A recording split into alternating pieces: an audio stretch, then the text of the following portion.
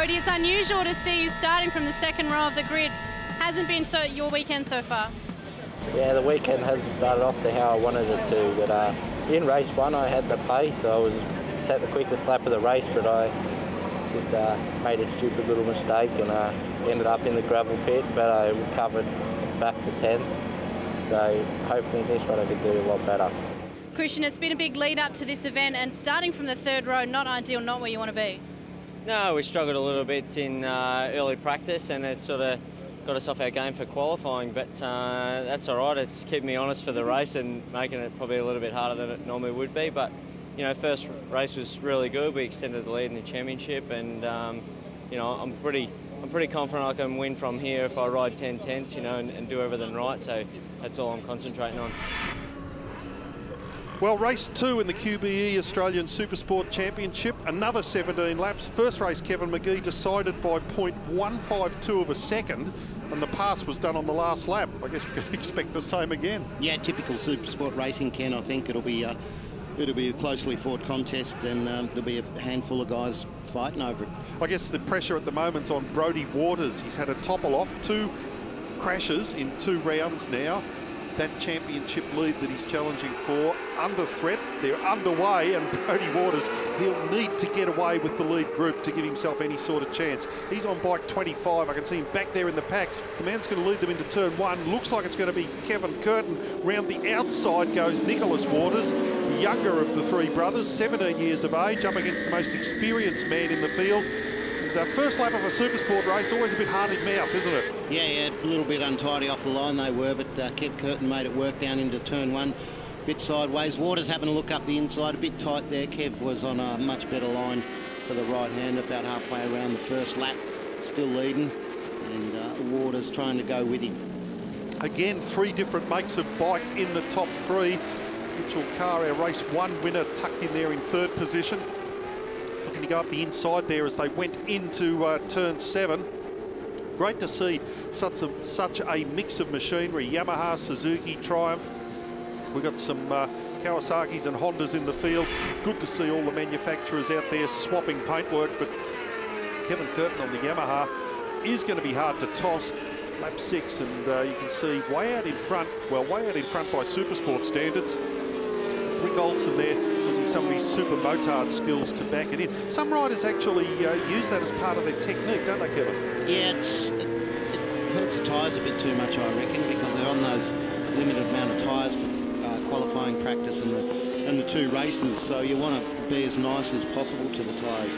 But some riders have that smooth flowing style. I guess Kevin Curtin is the example of Mr. Smooth out there in this QBE-sponsored Australian Supersport Championship. Other riders tend to be a bit more ragged. We've been referring to Nicholas Waters as Mr. Angry, but I guess he's young, he doesn't have the experience, but he's certainly full of aggression and talent.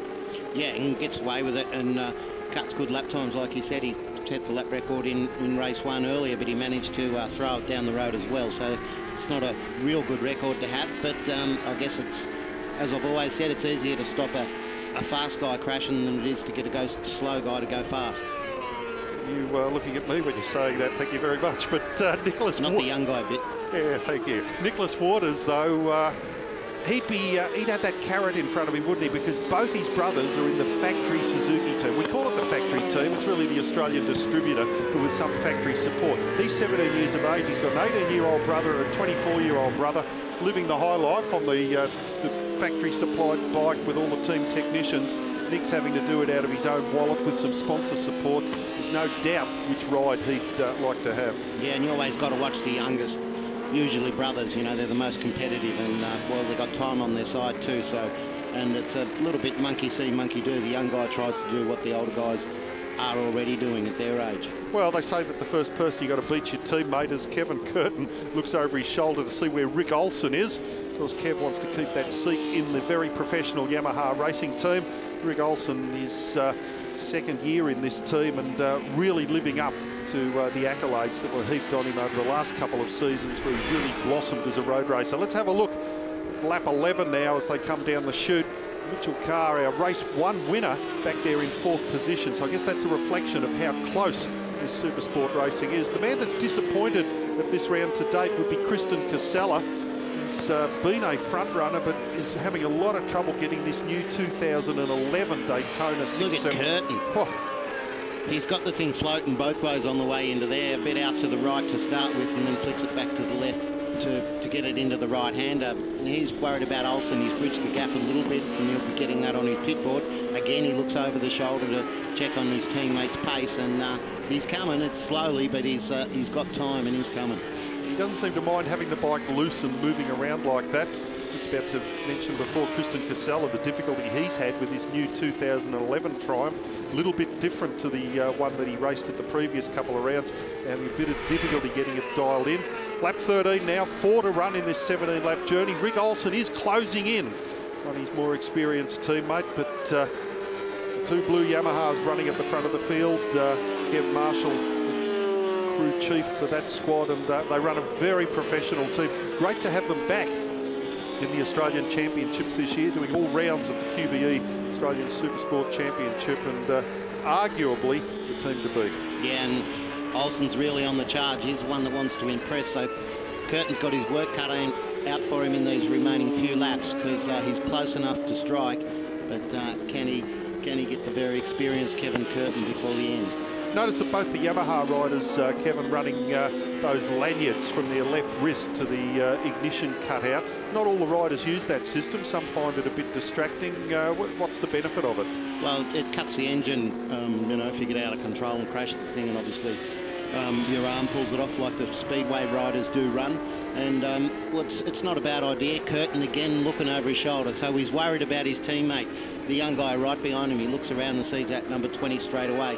It's a lot better off to do that than melt an engine, because it, you know, when it tumbled over and the throttle's stuck and the engine's laying on its side, one, it's not picking up oil, and if it's revving its head off, it's going to self-destruct in a few seconds. Taking the onboard with Kevin Curtin on his team Yamaha Racing YZF R6. We can get a good idea of his lines as he heads around this 2.9 kilometre circuit through the S's. It's amazing how the television cameras show the up and down elevation. Riding around the circuit doesn't seem to have that much variation, but you can certainly pick it up with the television lenses as he heads around the slowest corner on the circuit, just 63 kilometres an hour around turn 6. Looks like Rick Olsen must have taken it at 83 kilometres an hour, because he's certainly bridged the gap. Yeah, Kev's definitely is twitchy, because he's putting everything he's got down on the track at the moment to try and keep his teammate at bay. But, the young guy's inching up onto the back of him. He's going to have a go down the long main straight, I would say, on this lap, and he's going to attack. Do you reckon Kev's tyres are perhaps beginning to show a little bit more wear? Because Rick Olsen, who started off looking a bit ragged in that first race, looking a lot neater in this second one. It's Kevin Curtin that's been getting out of shape on some of the corners. Olsen in the slipstream up the inside. You can see him working the gear lever there as he goes down from 6th gear down to 2nd for this 90 kilometre an hour circuit. Can't put it up the inside of Kev Curtin there. He's going to have another couple of chances. Still got time. Lap 15 at the moment, couple to go. So Olsen will be setting him up around the back here somewhere, or he'll just do that run. He'll get the run onto the straight this next lap. Better off. Curtin a bit wide and out of shape there, and Olsen not really using any of the track. So I'd say he's sitting on Curtin at the moment, and he wants to put as much pressure as he can. Curtin again a look over the shoulder. Well, I'll tell you why he's got the pressure on him. On lap 12, Rick Olsen, a new lap record here at Hidden Valley for the Supersport class with a 1:10.416, quicker than the lap record that was set last year by Kristen Casella. That was a 1:10.470. So there's a good reason why he's closed the gap. He's on lap record pace, and Curtin just can't go with him. Yeah, Olsen setting that up, see a wide entry and a better, longer run onto the straight, and carrying that speed right up onto the back, using the draft, not really getting much. So Kev's got a good run himself, and he pops out down towards the braking area. Can he do it this time? See him banging down the gears. He's got it. Curtin's going to have to give way. Is he doing it a little too soon? 2 laps to run, so they've got this lap and 1 more. Olsen's gone into the lead. Let's have a look on the QBE replay as he comes up the inside. Certainly a lot neater than what we'd seen in some of the earlier laps. So Rick Olsen, the Super Motard racer turned FZ6 Cup racer, turned Supersport racer, really doing the business here at Hidden Valley. Yeah, good move, nice and smooth, and a good line through turn 1. Still got it together around the back of the circuit, and now it's Curtin's time. I think it'll be easier for Kev to go. Look over the shoulder, no one there, Kev. Brodie Waters back in third with enough gap that he doesn't have to worry about.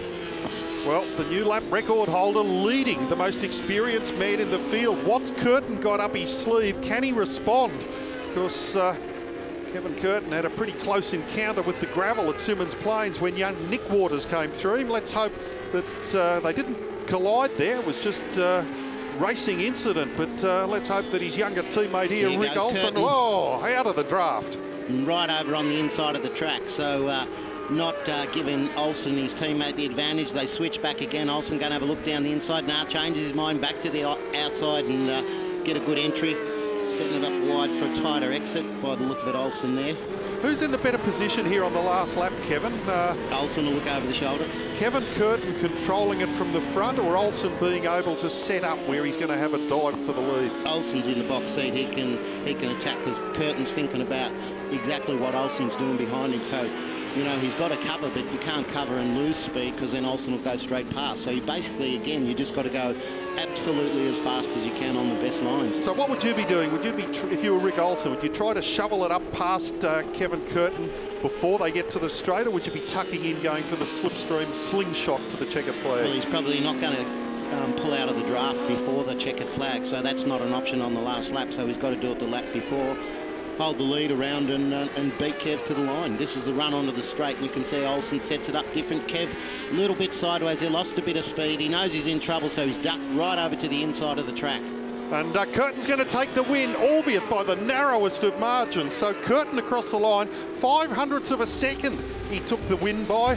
So Olsen second. Nick Waters gets up for a very fine third on his privateer Suzuki. Mitchell Carr, our race one winner, in fourth. Brody Waters in fifth. Then it's Aaron Gobert, Kristen Casella, Dylan Maven on the Champions Ride Days Honda comes home in eighth position. So a great result there for Kevin Curtin, experience winning out. Nick, well done. Good solid ride into third place. Yeah, it was a fair bit better than the first one, but still not what I was expecting. Hoping for a win, but oh well. Give all credit to Kev and all the boys at Yamaha. Good racing. Mitchell Carr, he put up the best fight of it all, I think. Rick, you said after race one you wanted to make some improvements. Well, improve you did. What a final few laps there with yourself and Kevin. Yeah, no, it was great. I still didn't get the start I wanted, but I wasn't back mid-pack. I was still among the top five, I think, so that really helped. And I saw Kev getting away, and by the time I got in second, I thought he was gone. I thought second, probably the best we can do. But I slowly started closing him down, you know, and then I just started pushing it and went for it because I need some wins if I want to fight for a podium or even first in the championship. So, yeah, I just had to go for it. Rick didn't make that easy for you at all. No, he didn't. I was watching me board and I was plus 1.5, and I'm thinking, I don't know really who's catching me. I thought it was a Triumph again, you know. But I didn't even expect it to be Rick, but no, he's riding really good, and yeah, he dead set. He caught me. You know, I think we all lost a little bit of rear grip. He chewed his front tyre out a little bit. Mine was a bit better, but all in all, it was a great race. 0.05 of a second gives Kevin Curtin the overall round win from Mitchell Carr, and Rick Olsen coming home in third.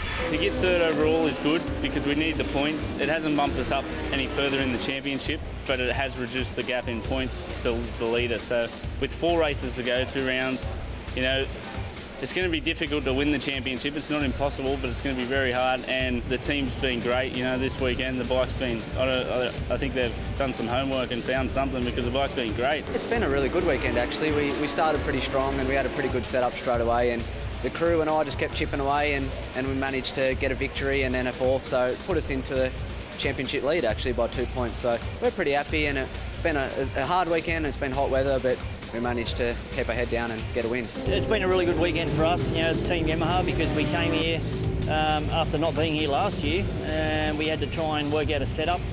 So yeah, luckily the guys in the team, the mechanics and the chief mechanic, Kevin Marshall, they sat down and nutted something out and found a decent setup for us. So I guess all credit goes to Yamaha, because without them we wouldn't have had a bike that would have been able to win. So it's been a great weekend. Well, with 2 rounds remaining in the 5-round QBE Australian Supersport Championship, just 11 points separates the top 5 riders. It's Mitchell Carr out in front on 110, Kristen Casella on 108, Kevin Curtin back in the hunt on 105. Let's go to Bridie Ingerson, who's got our current points leader in the Viking Group Australian Superbike Championship.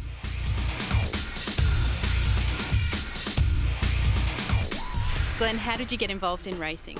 I got involved in racing when I was a young fella.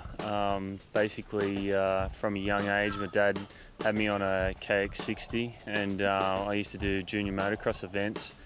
And yeah, basically, you know, I always had the urge to want to race. And then we went out to a place called Oakdale when I was a young fella in New South Wales, and yeah, raced. And I think I finished third in my first race, and it was great fun, you know, and it was something that I did all throughout. Pretty much from that point on, every weekend we went motocross racing from a young age all the way till basically now. I still go racing nearly every weekend. Do you remember your first road race and what happened? Yeah, my first road race was actually at a place called Broadford, and it's a nice tight little track, but a lot of fun. And I was on a 250 production bike, which is a Aprilia RS 250, and there was a 250 production category, so everybody was like a entry level class. And yeah, I had a great time. I think I qualified maybe 8th, and I ended up finishing 4th in my first race. And yeah, it was just something that once the bug bit, I was hooked. And yeah, it wasn't long before I was just totally committed to going road racing. When did you win your first national race, and how was that? Yeah, well, I won my first national event when I was the same year. It was my first year, and I was racing at Malala Motorsport Park, and yeah, it was an Australian Championship event, and I just had a good weekend. You know, I qualified on the front row, and you know, chipped away. I finished second in race 1, and then in race 2, I just seemed to be making ground on the guys in front of me, and got into the lead, and it was almost it was a surreal feeling, because when you're young and you try and, you know, to build your way through the ranks, it's really just a buzz to get that first win, and it's something that I'll never forget. I've had a few opportunities to go overseas and race, but it was never right. One time I was actually in England and I could have raced the World Supersport round, but then when I actually met with the team and saw the equipment, it just wasn't the right thing for me to do. And at the time I was leading the Australian Superbike Championship, and it was more important for me to try and win that series than to just go and have a one-off race and maybe not get the result that I wanted to get, and probably do more damage for my reputation than anything. You've had such a successful career here in Australia, but is there any regrets?